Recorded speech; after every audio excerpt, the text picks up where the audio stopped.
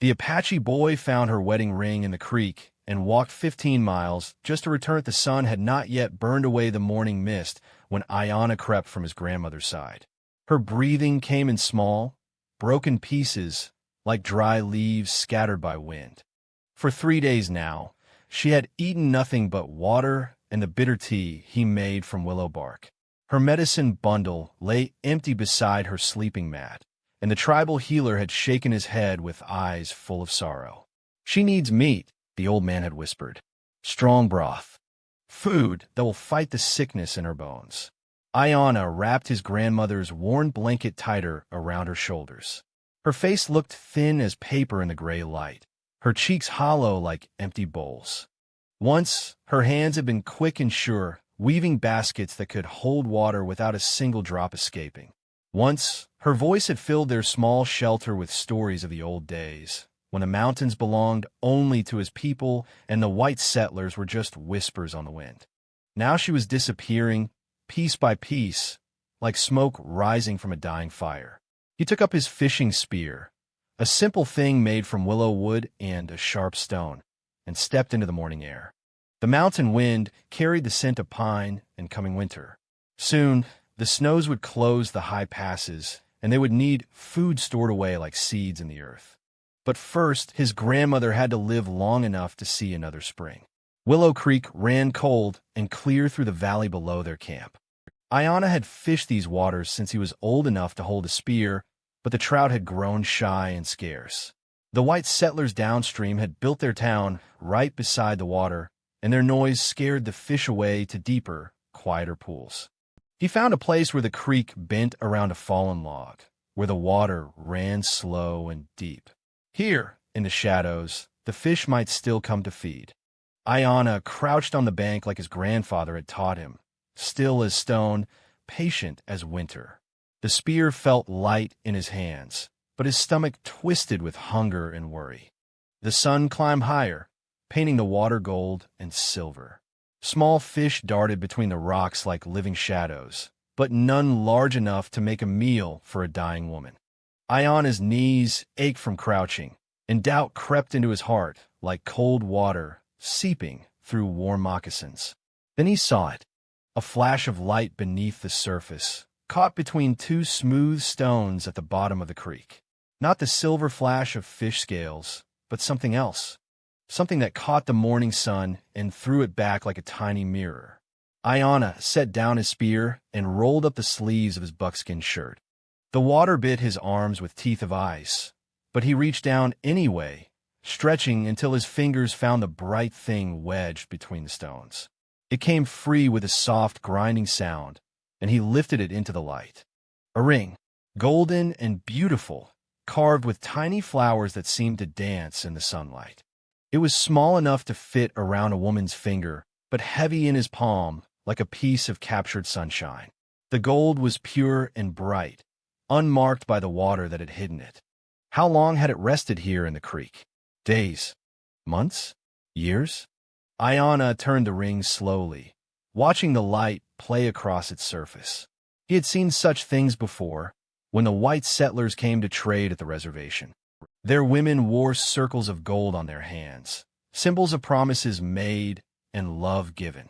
This ring spoke of the same things, of a woman who had worn it close to her heart, of vows whispered under starlight, of a love strong enough to bind two souls together. But where was that woman now? And how had her ring found its way into Willow Creek? He closed his fingers around the small circle of gold and felt its warmth spread through his palm. This was not Apache gold. His people made their jewelry from silver and turquoise, from copper beaten thin as leaves. This belonged to the white world, to the people in the valley below who built their houses from wood and stone, who wore their wealth on their bodies like armor against the wilderness. The smart thing would be to keep it. Gold was gold, and white traders would give him meat and medicine for such a treasure. His grandmother would never need to know where the food came from, only that her belly was full and her strength was returning. The ring was small, easily hidden, and the creek had given it to him like a gift from the water spirits. But as Aiyana held the ring up to the light, he saw something else in its golden surface. He saw tears. Somewhere, a woman was missing this ring, searching for it with hands that shook and eyes that spilled over with grief. Maybe she had been washing clothes by the creek and felt it slip from her finger. Maybe she had knelt by the water in sorrow, and the ring had fallen like a tear into the current. Either way, she was crying for it. He knew this as surely as he knew the sound of his grandmother's labored breathing. Aiyana looked back toward their camp, hidden in the rocks above. Smoke rose thin and gray from their small fire, and he could almost see his grandmother lying there, growing smaller and weaker with each passing hour. She needed food. She needed medicine. She needed things that only the white world could provide, and this ring could buy them all. But the ring was not his to sell. He sat on the creek bank and let the cold water run over his bare feet. The sun was higher now, burning away the mist and warming his shoulders. Somewhere downstream, the white town was waking up. People were lighting their fires and making their breakfast and starting their day with full bellies and strong bodies. They had doctors and medicine and meat hanging in smokehouses. They had everything his grandmother needed to live. And one of them was missing a ring that meant more to her than gold, more than treasure, more than the silver coins in her purse. Aiyana slipped the ring into the small leather pouch he wore around his neck, where it rested against his heart like a burning coal. He picked up his fishing spear and tried again to catch something from the creek, but his mind kept returning to the golden circle and the woman who had lost it. The fish would not come.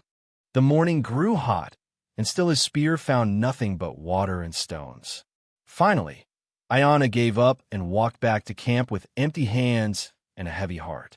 His grandmother was awake, sitting up against the rock wall with her blanket wrapped around her shoulders. Her eyes were bright with fever, but she smiled when she saw him coming. "No fish today, little hunter?" she asked in their own language, her voice soft as wind through grass. "The creek is empty, grandmother," he said, settling beside her on the ground. "But tomorrow I will try again." She reached out and touched his cheek with fingers thin as bird bones. "You're a good boy, Aiyana. Your parents would be proud." The ring burned against his chest like a small fire, and he wondered if she could see the secret in his eyes. But his grandmother only smiled and closed her eyes, drifting back into the shallow sleep that was all her body could manage now. Aiyana sat beside her and felt the weight of two worlds pressing down on his shoulders. In one world, his grandmother was dying for lack of food and medicine. In the other world, a woman was crying for a ring that had been lost to the creek. Both needed what he could give, but he could not serve them both. The afternoon sun slanted through the rocks, painting everything gold like the ring hidden against his heart. Soon, he would have to choose which road to walk, down to the white town with his grandmother's life in his hands, or deeper into the mountains where hunger and sorrow waited in the shadows. The ring seemed to pulse with its own heartbeat, warm and steady against his chest, and Aiyana knew that some choices could not wait for tomorrow. Before dawn touched the mountain peaks, Aiyana made his choice. He knelt beside his grandmother's sleeping form and touched her forehead with gentle fingers. Her skin felt hot and dry, like stones left too long in the desert sun. Her breathing came in small, shallow waves, and sometimes she would stop altogether for heartbeats that stretched like years. "I will bring help, grandmother," he whispered in Apache, though she could not hear him in her fevered sleep. "I will find a way." He left water beside her mat and built up the fire so it would burn while he was gone. The flames cast dancing shadows on the rock walls, making their small shelter feel alive and warm. But Aiyana knew that when he returned, if he returned, everything might be different. His grandmother might be gone, like smoke rising into the morning sky. Or he might be the one who never came home, if the white settlers decided that Apache boys were not meant to walk among them. The ring lay heavy in his palm as he stepped into the gray light before sunrise. It caught the first rays of sun and threw them back like a tiny star, beautiful and strange in his dark hand. He had spent the night thinking about its story, imagining the woman who had worn it with love and pride. Now it was his burden to carry, his path to walk. The mountain trail was steep and rocky, winding down through pine trees and scrub oak toward the valley below. Aiyana's bare feet knew every stone, every root that might trip him, every place where the path turned sharp around a cliff face. He had walked these trails since he was small enough to ride on his father's shoulders, back when his parents were still alive and the world seemed safer. But he had never walked this far down, never gone close enough to the white town to see their wooden houses and hear their strange language floating up from the valley like smoke. His people stayed in high places where the air was thin and clean and the white men rarely came. Down below was another world, full of dangers his elders spoke about in worried whispers. As the sun climbed higher, Aiyana left the familiar trails behind. Each step took him further from home and closer to a place where his brown skin and Apache features would mark him as different, as unwelcome, as dangerous. His heart hammered against his ribs like a trapped bird, and sweat beaded on his forehead despite the cool mountain air. The ring seemed to grow heavier with each mile, burning against his palm like a coal from the fire. Sometimes he would stop and look at it, studying the tiny flowers carved into the gold, wondering about the hands that had shaped them. A white man's hands, skilled and patient, making something beautiful for the woman he loved. The thought made Aiyana's chest tight with loneliness. He had never known such love, never had anyone look at him the way he imagined that woman had looked at her husband when he slipped the ring on her finger. Halfway down the mountain, the trail passed by an old grave. Someone had marked it with a wooden cross and a pile of stones, weathered gray by years of wind and rain. Aiyana had seen it many times before, but today he stopped and knelt beside it. The wood was carved with letters he could not read, but the meaning was clear enough. Someone was buried here, someone loved and mourned and remembered. He closed his eyes and let his mind wander, spinning stories the way his grandmother spun thread from wild cotton. Maybe the ring belonged to the woman buried here. Maybe she had died young, and her husband had thrown the ring into the creek because he could not bear to look at it anymore. Maybe she had lived long and happy, and the ring had been lost by accident, slipping from fingers grown thin with age. Or maybe, and this felt truest in his heart, the ring belonged to someone still alive, someone still crying. He could almost see her in his mind, a young woman with pale skin and sad eyes, kneeling by Willow Creek with a basket of wet clothes beside her. Her husband's clothes, maybe, if he was a working man who came home dirty and tired each night. She would wash them carefully, lovingly, the way his grandmother had once washed his father's hunting shirts. And then she would feel it, the terrible moment when her finger touched nothing but skin where the ring should be. She would search frantically in the basket, in the grass, in the shallow water where she had been scrubbing and rinsing. But the creek would have already carried her treasure away, downstream toward the deep pools where it would sink and hide among the stones. Aiyana opened his eyes and looked down at the ring in his palm. The woman in his vision seemed real as breath, real as the ache in his feet from walking so far on rocky ground. She was crying for this ring, searching for it, maybe even now walking along the creek bank with hope dying a little more each day. The thought gave him strength to stand and keep walking. The trail grew steeper as it dropped toward the valley, and Aiyana could smell the difference in the air. Down here it was thicker, warmer, touched with scents he did not recognize. Wood smoke, but not from pine or oak, something else, something foreign. The smell of many people living close together. The smell of horses and metal, and things cooked in ways his people did not cook. Through the trees, he caught his first glimpse of the white town. Buildings made from lumber, not stone. Straight lines instead of the curved shapes of a natural world.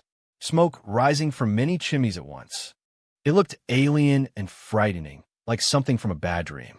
Fear crawled up his spine like a cold snake, and for a moment Aiyana almost turned back. What was he doing? An Apache boy walking alone into a white town, carrying their gold in his hand? His tribal elders had warned him about such foolishness. White people did not trust his kind. They saw Apache faces and thought of war paint and stolen cattle and all the bad stories that traveled faster than good ones. But the ring burned in his palm, and he thought of his grandmother lying fevered, and weak in their mountain camp. He thought of the unknown woman crying for a lost treasure. Both of them needed him to be brave, to walk into the fear and come out the other side. The town was still miles away, hidden behind hills and trees, but Aiyana could feel it pulling at him like water pulling at a stone dropped in a deep well. With each step, the white world grew larger and his own world grew smaller. Soon there would be no turning back, no safe path home to the high places where Apache boys belonged. He tucked the ring carefully into his medicine pouch and kept walking, his bare feet silent on the dusty trail, his heart loud as thunder in the growing stillness of the day. Somewhere ahead lay answers and danger, and the strange mercy of strangers who might shoot him on sight or might, if the spirits were kind, help him save the two women who needed saving. The sun was high overhead now, burning down through the thin mountain air, and Aiyana knew there could be no stopping until the ring found its way home. The town of Copper Falls sat in the valley like a collection of wooden boxes scattered by a child's careless hand. Aiyana crouched behind a stand of cottonwood trees at the edge of the settlement, watching the strange rhythm of white people's lives unfold before him. Men in wide hats walked between buildings with purpose he could not understand. Women in long dresses swept dust from porches that would be dusty again by evening. Children played games that seemed to have no meaning, running in circles and shouting in voices that carried no joy. Everything was straight lines and sharp corners, so different from the curved world of the mountains where wind and water shaped all things into gentle forms. Here, the white people had forced the earth into submission, making it flat and square and useful.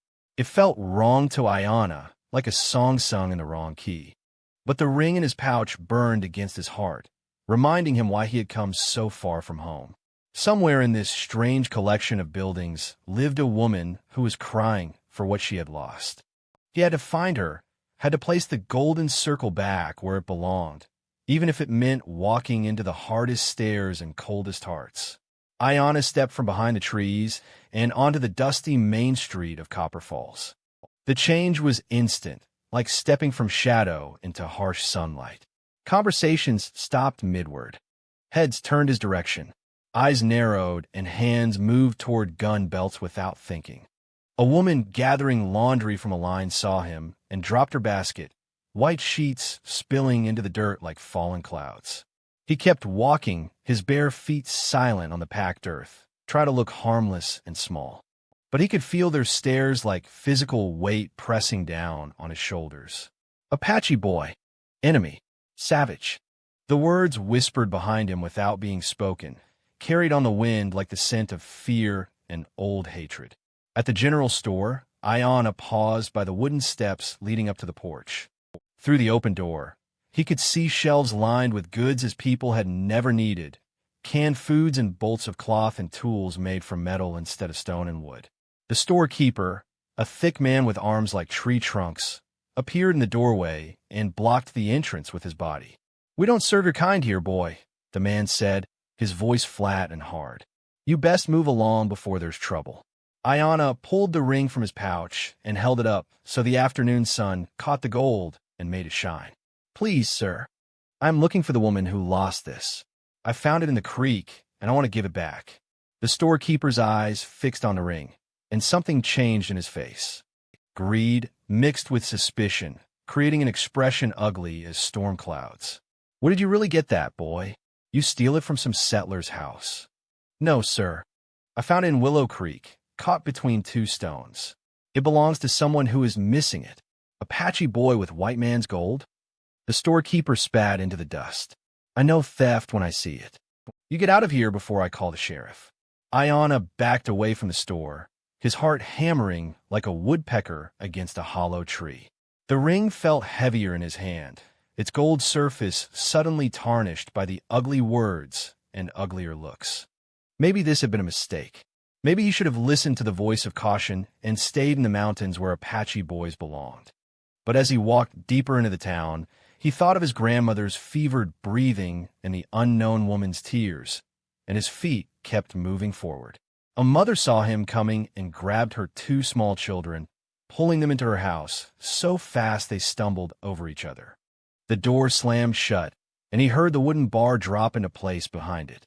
From the window, 3 pairs of eyes watched him pass, the mother's filled with fear, the children's with curiosity.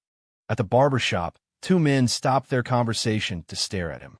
One reached for the gun at his hip, not drawing it, but making sure Aiyana saw the threat. At the saloon, a drunk man stumbled onto the porch and called out words in English that Aiyana did not understand, but the hatred in them needed no translation. The sun was getting lower, painting the dusty street gold like the ring in his hand. Soon it would be dark, and an Apache boy alone in a white town after sunset would not live to see morning. Aiyana felt hope leaking from his heart like water from a broken pot. How could he find one woman in a town full of people who saw him as an enemy? Then he heard it, the soft sound of crying, barely audible above the noise of the town. It came from behind a large wooden building with a sign that read Sullivan's boarding house. Aiyana followed the sound around to the back, where a small woman knelt beside a wooden tub, scrubbing clothes against a washboard. She was young, maybe 20 years, with brown hair that caught the late sunlight and hands that moved like birds, quick and sure despite her tears. Her dress was simple and dark, the kind worn by women who had learned to make do with little. She worked alone, with no one to help her with the heavy work of washing and wringing and hanging clothes to dry. Aiyana stood at the edge of the yard, not wanting to frighten her. But something made her look up, maybe the shadow he cast, maybe the feeling of being watched. When she saw him, her hand stilled on the washboard, but she did not run or scream or call for help. Instead, she wiped her eyes with the back of her wrist and looked at him with curiosity instead of fear.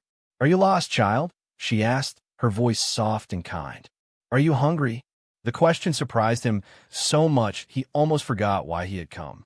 When was the last time a white person had looked at him and seen a boy who might be lost or hungry instead of a threat to be driven away? "No, ma'am," he said carefully, testing each English word before letting it leave his mouth. "I am looking for someone, a woman who lost something important." She tilted her head like a bird listening for rain. "What kind of something?" Aiyana pulled the ring from his pouch and held it out to her. The gold caught the dying sunlight and threw it back in sparks of fire and warmth. The woman's breath caught in her throat, and her hands flew to cover her mouth. "Oh," she whispered, and then "oh" again, as if one small word could hold all the surprise and joy and grief in the world. She rose from her knees so fast she nearly fell, reaching out toward the ring with shaking fingers. "Where did you find it? How did you?" "I looked everywhere. I searched the creek for days. I found it yesterday morning, caught between stones in Willow Creek," Aiyana said. "I knew it belonged to someone who was missing it." "Margaret," she said through tears that were falling faster now. "My name is Margaret Sullivan. And that ring." Her voice broke like a twig stepped on in the forest. "That ring was my husband's last gift to me before he died of the fever. I lost it washing his clothes by the creek after we buried him. I thought it was gone forever." She fell to her knees in the dirt, not caring about her dress or the wash water that soaked through the fabric.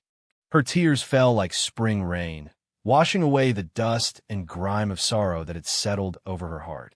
Aiyana knelt beside her and placed the ring gently in her palm.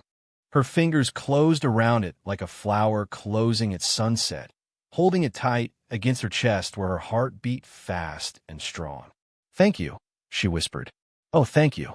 You walked so far to bring this back to me." 15 miles, Aiyana said quietly, "down from the mountains."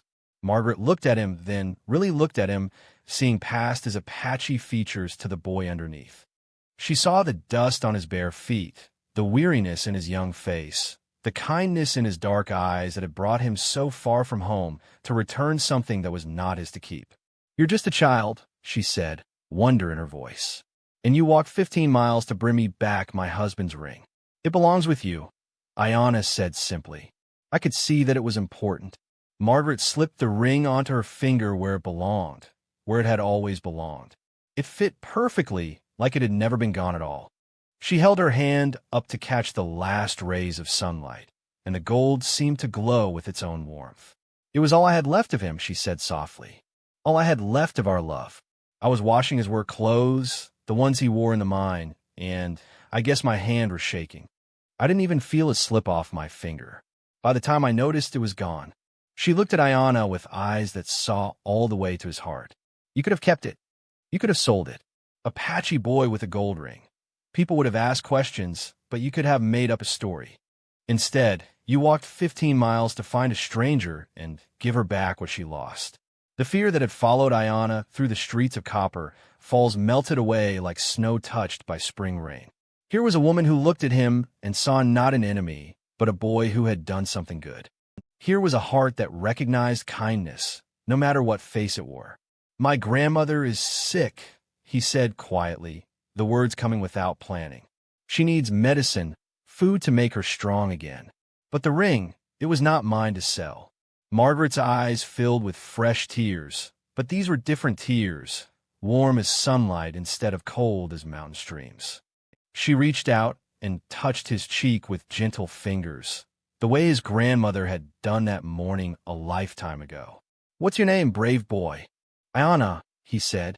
It means eternal blossom in my language. Aiyana, she repeated, getting the sounds almost right. Well, Aiyana who walks 15 miles to return what is not his. I think it's time someone helped you the way you helped me. Margaret rose from her knees and brushed the dirt from her dark dress, but her eyes never left Aiyana's face. The ring gleamed on her finger where it belonged, catching the last golden light of the day. Around them, the sounds of the town continued. Horses' hooves on dusty streets, the distant laughter of children, the creak of wagon wheels. But here in the small yard behind the boarding house, the world had grown quiet and sacred. Tell me about your grandmother, Margaret said, settling beside him on an overturned wooden crate. Her voice was soft as bird song, and Aiyana found himself speaking words he had kept locked inside his heart. She raised me after my parents died in the hard winter, he began, his English careful and slow. She taught me to fish and hunt and read the signs in the sky. She knows all the old stories, all the medicines that grow in the high places. But now she lies still as stone, and her breathing sounds like wine through broken reeds. Margaret nodded, understanding written in every line of her face. How long has she been sick? 4 days now. She will not eat, and fever burns in her like a fire that will not die. Our medicine man says she needs food that will fight the sickness, but Aiyana's voice broke like a dry twig. I have nothing to give her, nothing to trade.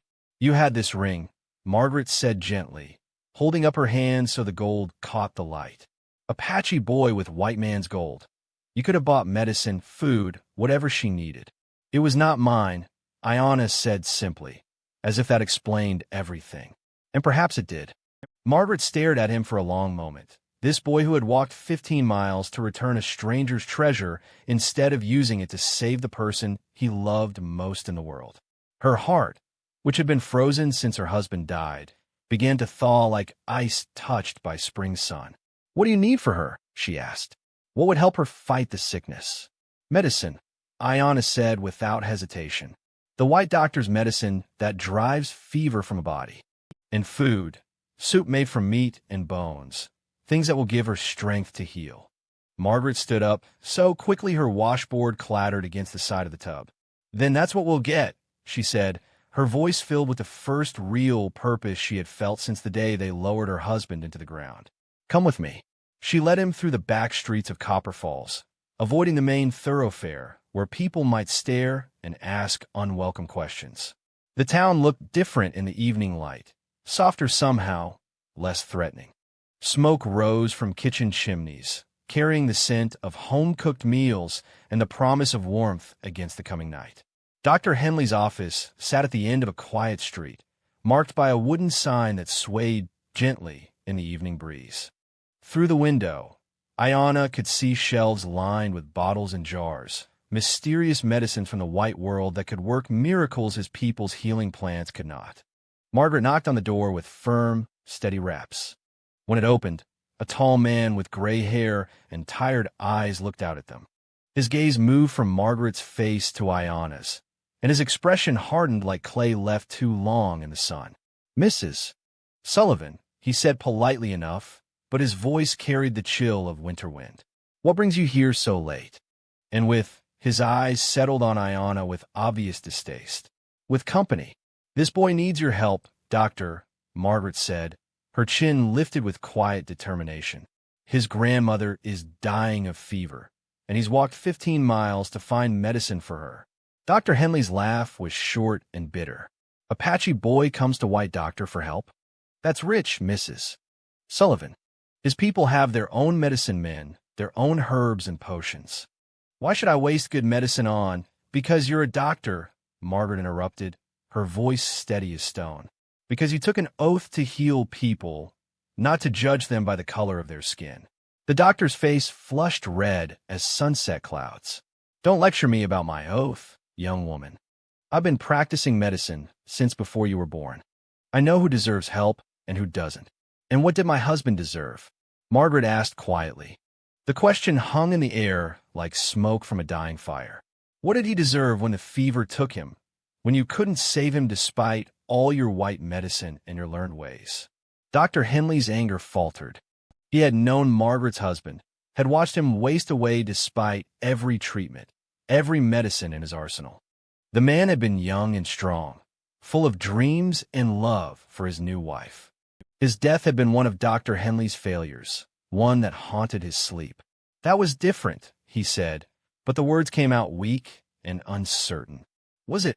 Margaret stepped closer to the door, and Aiyana saw tears gathering in her eyes like morning dew. "Thomas died of fever, same as this boy's grandmother is dying. Pain is pain, doctor. Loss is loss. Sickness doesn't care if your skin is white or brown. It just takes what it wants and leaves the rest of us to grieve." She held up her hand, showing him the ring that gleamed gold in the lamplight spilling from his office. "This boy found my wedding ring in the creek. He could have sold it, bought medicine for his grandmother, saved the person he loves most in the world. Instead, he walked 15 miles to return it to a stranger because it wasn't his to keep." Margaret's voice dropped to a whisper that somehow carried more power than shouting ever could. "He has more honor in his little finger than most men have in their whole bodies. And you're telling me he doesn't deserve help because of the blood that runs in his veins?" Dr. Henley looked at Aiyana, then really looked at him. He saw the dust on the boy's bare feet, the exhaustion in his young face, the quiet dignity with which he bore the doctor's harsh words. He saw something else, too. The same desperate love he had seen in Margaret's eyes when her husband was dying, the same fierce need to save someone precious. "Were her symptoms?" he asked quietly. "High fever for 4 days," Aiyana said, hope flickering in his chest like a candle flame in wind. "She will not eat. Her breathing is shallow and quick. She sleeps, but it is not restful sleep. She tosses and turns like she is fighting something in her dreams." Dr. Henley nodded slowly. "Sounds like lung fever. Common enough in the mountains when the weather turns cold." He stepped back from the door, opening it wider. "Come in, both of you." Inside, the office smelled of carbolic acid and dried herbs, mysteries bottled in brown glass and labeled with words Aiyana could not read. Dr. Henley moved between his shelves like a man walking through his own private forest, selecting bottles and packets with practiced ease. "Willow bark for the fever," he said, more to himself than to them. "Horehound for the breathing. And this," he held up a small brown bottle. "Laudanum, just a few drops in water to help her rest properly." He wrapped the medicines in brown paper, then added packets of herbs and powders, each one carefully labeled with instructions written in his careful script. From a cupboard, he produced a jar of beef broth concentrate and a pouch of ground bone meal. "Mix these with hot water to make soup," he said, handing the supplies to Aiyana. "Feed her small amounts often. Don't try to give her too much at once.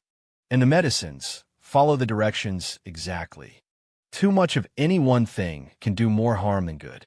Aiyana accepted the bundle with hands that shook slightly. "How much do I owe you, sir?" Dr. Henley glanced at Margaret, who was watching him with something like pride glowing in her eyes. "Nothing," he said gruffly. "Call it payment for a lesson an old fool needed to learn." Margaret reached in her purse and pulled out $3 silver, probably half the money she had in the world. "For your kindness, doctor. For remembering what it means to heal." The old man stared at the coins in his palm, then looked up at the boy and the woman who had somehow changed his heart in the space of a few minutes. "Mrs. Sullivan, keep them," Margaret said gently. "And remember this night, the next time someone comes to your door asking for help." Outside the doctor's office, the first stars were appearing in the darkening sky. Aiyana clutched the precious bundle of medicines to his chest, hardly daring to believe that hope had returned after so many hours of despair. "I don't know how to thank you," he said to Margaret, his voice thick with emotion he could barely contain. Margaret smiled, and for the first time since her husband's death, the expression reached all the way to her eyes. "You already have, Aiyana. You gave me back something I thought was lost forever. Not just the ring, something else. Something I'd forgotten I had." "What is that?" "Faith," she said simply. "Faith that there's still goodness in the world. That there are still people who do the right thing, just because it's right." She pressed a cloth bag into his hands. Food from her own kitchen, bread and dried meat, and apples that would feed him on the long walk home. "Will you come back and tell me how she is? Your grandmother?" Aiyana nodded, too moved to speak. In the space of an hour, the white town that had seemed so hostile had revealed its hidden heart. Not everyone here was ruled by fear and hatred. Some, like Margaret, could see past the surface to the soul underneath.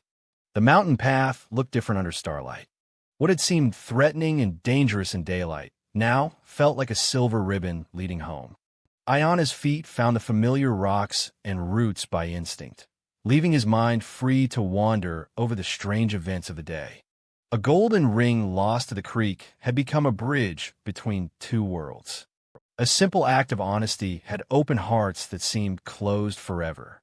A boy's love for his grandmother and a woman's grief for her husband had created something neither could have found alone: hope. The medicines in his bundle seemed to pulse with their own warmth, carrying the power not just to heal his grandmother's body, but to heal the wounds between peoples who had forgotten they were more alike than different. Dr. Henley's gruff kindness and Margaret's gentle strength would ride up the mountain with him, proof that goodness could be found in the most unexpected places. When Aiyana finally reached his camp, dawn was painting the eastern peaks with soft rose light. His grandmother lay exactly as he had left her, but when he knelt beside her sleeping form and touched her forehead, her skin felt cooler. The fever was breaking on its own, as if her body had sensed that help was coming. "Grandmother," he whispered in Apache, "I have brought medicine. I have brought help." She opened her eyes and looked at him with clarity he hadn't seen in days. "You went down to their town," she said, not asking but stating a fact. "I can smell their world on your clothes." "Yes, grandmother. And I found something there I did not expect." "What did you find, little hunter?" Aiyana mixed the doctor's medicine with water and helped her drink it down, bitter but full of promise. Then he began to prepare the soup that would give her strength to heal completely.